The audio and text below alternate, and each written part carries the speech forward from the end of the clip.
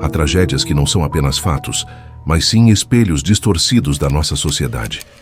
Esta é a história de Eloá Pimentel. Em outubro de 2008, o Brasil parou para assistir ao sequestro mais longo de São Paulo, uma crise que durou quase 100 horas e que se tornou um espetáculo midiático mórbido.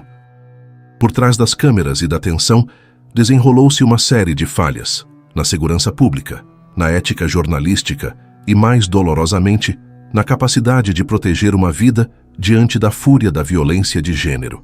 Mergulharemos agora na análise técnica e emocional desse caso, dissecando os erros táticos e as profundas consequências legais e sociais. Prepare-se, pois o que você vai descobrir sobre o custo da irresponsabilidade e a busca incessante por dinheiro em meio ao luto vai te prender até o último segundo. O caso Eloá Pimentel transcende a simples narrativa criminal. Ele é um documento sobre o controle, a posse e a violência que se manifesta quando o masculino rejeita a autonomia feminina. Em 13 de outubro de 2008, em Santo André, São Paulo, Lindenberg Fernandes Alves, de 22 anos, invadiu o apartamento onde sua ex-namorada, Eloá Cristina Pimentel da Silva, de apenas 15 anos, estava estudando com amigos. A motivação era singularmente cruel e comum: a não aceitação do término do relacionamento. Essa recusa em aceitar o não é o cerne criminológico do feminicídio. Desde o primeiro momento, Lindenberg não procurava apenas reconciliação, ele buscava controle total. O sequestro começou com 4 reféns: Eloá, Nayara Rodrigues, Iago Vilera e Victor Campos. Rapidamente, Iago e Victor foram liberados, mas o destino de Eloá e Nayara permaneceu entrelaçado à vontade de um agressor armado e instável. Lindenberg estava armado e, em seu desespero, havia encontrado um palco. O apartamento, que se tornou um cativeiro, era visível a centenas de metros e, crucialmente, estava prestes a ser o centro de uma cobertura televisiva sem precedentes. A Polícia Militar, através do Grupo de Ações Táticas Especiais, o GATE, foi acionada. O protocolo de gerenciamento de crise exige, em primeiro lugar, o isolamento tático do perímetro e o início imediato da negociação. O objetivo primordial do GATE é a preservação da vida. Contudo, o que se seguiu foram quase 5 dias de tensão prolongada, onde a doutrina tática foi corroída pela pressão externa. A longa duração do sequestro indicava um risco crescente. Cada hora que passava, aumentava a exaustão das vítimas, dos negociadores e, paradoxalmente, a imprevisibilidade do agressor. Lindenberg, no apartamento, tinha acesso a um fator que nenhum sequestrador antes dele havia explorado com tal intensidade: a mídia. A tragédia se transformou em um reality show de vida ou morte, impulsionado pela busca insana das emissoras por audiência e lucro. A transmissão em tempo real da movimentação policial deu a Lindenberg uma vantagem tática incalculável, transformando-o de sequestrador em um espectador informado das estratégias de seus oponentes. Essa falha inicial no isolamento tático e no controle do perímetro é o primeiro e mais grave erro institucional. O déficit na coordenação de informações tornou a negociação uma farsa, pois o agressor não estava mais no escuro. Ele estava assistindo ao jogo na primeira fila, com as chaves do próprio circo. O capital humano das reféns era, nesse momento, a moeda de troca em um jogo arriscado, onde a polícia perdia terreno a cada boletim de notícia exibido. Lindenberg sentia que tinha o controle não apenas sobre Eloá, mas sobre a atenção de todo o país. O poder da mídia, em sua irresponsabilidade, estava fornecendo oxigênio a um incêndio que deveria ter sido contido. A não aceitação do término era apenas o gatilho. A crise de segurança pública era a tragédia em desenvolvimento. A polícia falhava em cortar o cordão umbilical entre o sequestrador e o mundo externo, permitindo que a fama alimentasse a determinação de Lindenberg em resistir à rendição. O descontrole da informação criou um cenário de incerteza e um aumento exponencial do risco financeiro e de vida. O caso Eloá Pimentel é um marco na discussão sobre ética e responsabilidade na imprensa brasileira. A cobertura foi massiva e invasiva, movida por uma corrida desenfreada por audiência, e, consequentemente, por dinheiro publicitário. Em vez de exercer o jornalismo deontológico, que preza pela proteção dos valores humanos e pela minimização do dano, a imprensa optou pelo sensacionalismo. A busca pelo furo e pela espetacularização transformou a crise em um melodrama nacional, ignorando as consequências fatais dessa abordagem. O momento de maior ruptura ética ocorreu na quarta-feira, 15 de outubro. Uma emissora de televisão, em uma ação de extrema irresponsabilidade, conseguiu estabelecer contato direto com Lindenberg e uma jornalista e apresentadora realizou uma entrevista ao vivo, em rede nacional, com o sequestrador. Ao conceder-lhe um palco em horário nobre, a imprensa não apenas quebrou todos os protocolos de segurança, mas perigosamente inverteu os papéis. A jornalista tentou se transmutar em uma agente negociadora, usurpando uma função que é exclusiva do Estado e de suas forças de segurança. A negociação em situações de crise com reféns é uma ciência delicada, baseada em treinamento psicológico e tático. A interferência de um veículo de imprensa, cuja motivação é a obtenção de lucro e não a preservação da vida, é um ato de sabotagem que coloca em risco a vida dos envolvidos. Lindenberg, ao ver sua história sendo televisionada e sua voz amplificada, teve sua resistência e seu ego inflados. Essa espetacularização incentivou-o a prolongar a situação até o ponto de não retorno. A resposta legal a essa irresponsabilidade foi imediata e histórica. O Ministério Público Federal de São Paulo ajuizou uma ação civil pública contra a emissora, buscando uma indenização por danos morais coletivos. O MPF argumentou que a liberdade de expressão não é absoluta e que a interferência da imprensa, ao agravar a crise, cruzou a linha da ética para a responsabilidade legal. A sanção buscada, que visava reverter uma parcela do faturamento bruto anual da emissora para o Fundo de Defesa dos Direitos Difusos, estabeleceu um precedente crucial. O custo da irresponsabilidade midiática não seria apenas moral, mas financeiro. O caso Eloá evidenciou que o capital social e o valor da vida humana não podem ser negociados em troca de pontos no Ibope. O investimento da emissora em sensacionalismo, nesse caso, resultou em um prejuízo legal e a imagem que ecoaria por anos. Além da interferência tática, a cobertura midiática também contribuiu para a culpabilização da vítima. Ao focar no drama passional e no triângulo amoroso, a imprensa desviou o foco do caráter sistêmico da violência de gênero. Eloá foi, em parte, reduzida a uma personagem em um drama romântico trágico, em vez de ser reconhecida como uma vítima de uma cultura de posse e domínio. A lição que ficou é que a imprensa, quando descontrolada pela busca por ganho rápido, pode ser tão letal quanto a arma do agressor, fornecendo o palco, o tempo e a motivação para que a tragédia se complete. O preço pago por essa falha ética foi o mais alto possível. A gestão tática da crise pelo GAT, apesar de seu treinamento de elite, foi marcada por erros primários de procedimento que culminaram no desfecho trágico. Se a falha no isolamento permitiu que a mídia agisse, a falha no gerenciamento da negociação e do perímetro levou à perda do controle total. O sequestro se arrastou por quase 100 horas e a confiança da polícia na exaustão do agressor mostrou-se um erro de cálculo grave. Especialistas em gerenciamento de crises apontaram que a negociação, embora essencial, tem um limite operacional. Quando Lindenberg expressou claramente sua intenção homicida, dizendo "ela só sai daqui morta", a negociação deveria ter sido suspensa e uma intervenção tática segura, ou um plano B deveria ter sido executado imediatamente.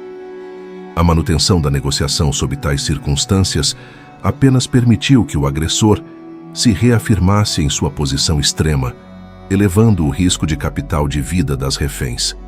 No entanto, o erro tático mais criticado e incompreensível foi o retorno de Nayara Rodrigues ao apartamento. Nayara havia sido liberada na quarta-feira pela manhã. Na quinta-feira, por circunstâncias controversas que envolvem pressão externa, apelo emocional ou, o que é mais grave, a falha na coordenação policial em manter o perímetro de segurança, ela voltou ao cativeiro.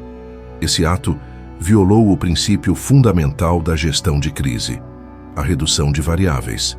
A volta de Nayara duplicou o número de vidas em risco e reverteu o único progresso tático que havia sido feito, a redução do número de reféns. Esse erro sugere que as autoridades perderam o controle sobre o perímetro de segurança e que, sob a intensa pressão midiática, as ações se tornaram instintivas e mal coordenadas, comprometendo o objetivo primordial de preservar vidas. Esse erro tático tem um custo inestimável e é o ponto de ruptura da credibilidade da operação. Em seguida, o desfecho trágico veio com a invasão policial. A ação tática foi descrita como totalmente destrambelhada e atabalhoada. Para forçar a entrada, os policiais arrombaram a porta e utilizaram uma bomba de luz e som. A crítica se concentra na hesitação anterior e na precipitação final. A polícia demorou a agir quando teve oportunidades táticas claras e, quando agiu, o fez de forma desorganizada. Logo após a invasão e a explosão, Lindenberg disparou. Ele atirou em Eloá, matando-a, e feriu Nayara. A manobra da defesa no julgamento tentou até levantar a tese de que as balas poderiam ter vindo da arma da polícia, mas a perícia foi categórica. O calibre do revólver, .32, que disparou as balas fatais, era o mesmo do acusado, e o dano causado por projéteis da arma padrão da PM seria diferente. A evidência técnica, portanto, confirmou Lindenberg como o autor dos disparos que tiraram a vida de Eloá. A análise pós-crise revelou também uma fratura interinstitucional. A falta de uma cadeia de comando unificada e clara entre a Polícia Militar, GAT, e a Polícia Civil em uma crise prolongada facilitou a tomada de decisões arriscadas, expondo a fragilidade do sistema de gerenciamento de crises de São Paulo. O prejuízo não foi apenas tático, mas também na coordenação entre as instituições que deveriam ter a vida humana como seu valor máximo. O julgamento de Lindenberg Alves perante o Tribunal do Júri foi um evento de intensa carga emocional, onde a indignação social confrontou a frieza técnica da lei. Lindenberg foi julgado por 12 crimes, incluindo homicídio duplamente qualificado, pela morte de Eloá, tentativa de homicídio, pelo ferimento de Nayara e cárcere privado. A acusação sustentou a tese da premeditação e da natureza agressiva do réu, enquanto a defesa tentou humanizá-lo, alegando que ele era um menino trabalhador que agiu sob a pressão midiática e policial. A condenação foi unânime em reconhecer a culpa do réu. A sentença inicial proferida pelo Tribunal do Júri refletiu a máxima reprovação da sociedade, 98 anos e 10 meses de reclusão. Essa pena, que beirava o centenário, era o espelho da revolta popular diante da crueldade do crime e das falhas que permitiram o desfecho fatal. Era a sociedade usando o sistema judicial para quantificar o valor de uma vida perdida e o custo social de tal violência. Contudo, no sistema penal brasileiro, a pena inicial do júri é submetida à revisão técnica para adequação aos limites legais de cumprimento, garantindo a proporcionalidade e a legalidade da dosimetria. Em 2013, a pena foi tecnicamente reduzida para 39 anos, 3 meses e 10 dias de reclusão. Essa redução drástica, embora gere perplexidade e revolta na opinião pública, é o resultado da aplicação fria da legislação penal. O Poder Judiciário, em instâncias superiores, deve garantir que o condenado cumpra sua pena dentro dos parâmetros estabelecidos pelo Código Penal e pela Constituição, evitando o excesso punitivo e o caráter perpétuo da pena, que não é admitido no Brasil. O contraste entre a condenação expressiva do júri e o cálculo técnico posterior demonstra o abismo entre a reprovação social e a aplicação da lei. A pena final, juridicamente mais realista, contrasta com o desejo emocional da sociedade por uma punição máxima. O capital penal do réu é calculado com base em critérios técnicos, não emocionais. Outra fase crucial desse processo é a progressão de regime. Lindenberg Alves cumpre pena em Tremembé, SP. E com base no bom comportamento e no tempo de cumprimento da pena, sua defesa busca o regime semiaberto. Em 2022, esse benefício foi concedido novamente, permitindo que ele trabalhe ou estude fora da prisão durante o dia, retornando para pernoitar. A progressão é uma etapa legal e prevista, mas ela levanta o debate sobre o preço da ressocialização em casos de violência extrema e o investimento da sociedade na recuperação versus o risco de reincidência, especialmente em crimes de cunho passional e possessivo. O lucro moral da reabilitação deve sempre ser ponderado pelo risco à segurança pública. A tragédia do caso Eloá Pimentel, com seu alto custo em vidas e credibilidade institucional, serviu como um catalisador involuntário para reformas urgentes no Brasil. A exposição pública e dolorosa das falhas forçou as instituições a uma reavaliação doutrinária. Imediatamente após o desfecho fatal, a Polícia Militar de São Paulo e o GAT foram obrigados a recolher os caquinhos e revisar profundamente seus protocolos de negociação. Houve um reconhecimento explícito de que o controle da comunicação estratégica é o instrumento indispensável da gestão de crise, essencial para o sucesso das ações e para a preservação da legitimidade institucional.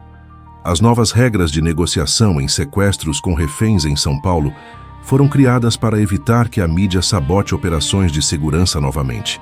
O caso Eloá assegurou que não ocorreram mais irregularidades semelhantes em grandes crises de reféns. O investimento em treinamento tático e em doutrina de gerenciamento de crise se tornou uma prioridade, aprendendo-se a lição mais dura. A negociação tem seu limite e o isolamento tático é inviolável. O caso também teve um impacto profundo no debate sobre a violência de gênero. O assassinato de Eloá, amplamente televisionado, consolidou a discussão pública sobre a epidemia de violência contra a mulher no país. A comoção nacional proporcionou o capital político necessário para consolidar a aplicação da Lei Maria da Penha e reforçar a mensagem de que o Brasil precisava de políticas públicas eficazes contra o feminicídio. O julgamento de Lindenberg, em 2012, coincidiu com o momento em que o Supremo Tribunal Federal considerou a Lei Maria da Penha constitucional, demonstrando a sinergia entre o clamor social e a resposta judicial. A tragédia expôs a dimensão alarmante do problema. O país registrou dezenas de milhares de assassinatos de mulheres em uma década. O prejuízo social e o dano moral desses crimes exigiram uma resposta forte do Estado.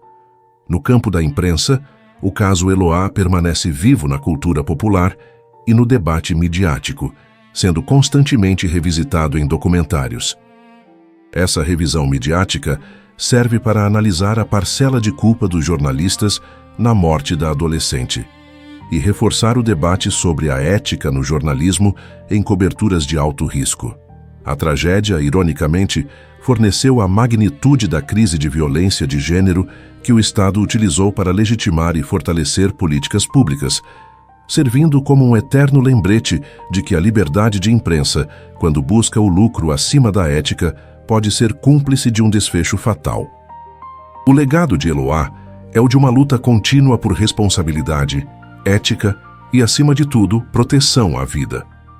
O caso Eloá Cristina Pimentel, analisado sob as lentes da criminologia, da tática policial e da ética midiática, não é apenas uma memória sombria de 2008. É um ensinamento permanente sobre o custo da falha humana e institucional.